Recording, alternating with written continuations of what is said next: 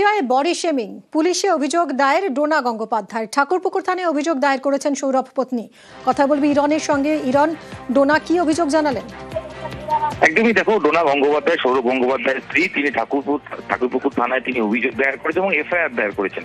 মূলত তার অভিযোগ, সোশ্যাল মিডিয়ার একটি পেজ, ফেসবুক পেজ, সেখানে তার নাচের কথা বলতে গিয়ে এমন কিছু মন্তব্য করা হয়েছে, সেটা তাকে বডি শেমিং করা হয়েছে এবং সেটাকে কদর্য ভাষায় তাকে বিদ্রুপ করা হয়েছে মূলত।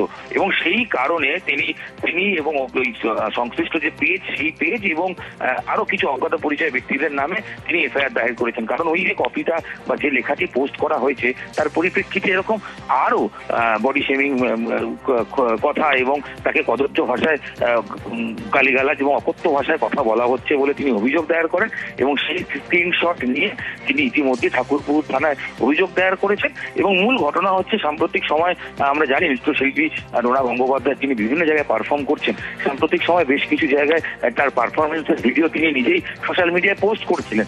সেই সংক্রান্ত বিষয়টাকে নিয়ে কেন্দ্র করেই যেখানে বলা হচ্ছে যে তার নাচকে খারাপ বলতে গিয়ে যারা সমালোচনা করছিলেন তারা এমন কিছু শব্দ ব্যবহার করেছেন, বলতে বডি শেমিং অভিযোগ। এবং সেই অভিযোগের পরই এবং সেই ঘটনার পরই ইতিমধ্যে ঠাকুরপুকুর থানায় গিয়ে এফআইআর দায়ের করেছেন ডোনা গঙ্গোপাধ্যায়, সৌরভ গঙ্গোপাধ্যায়, প্রাক্তন ভারত অধিনায়কের স্ত্রী।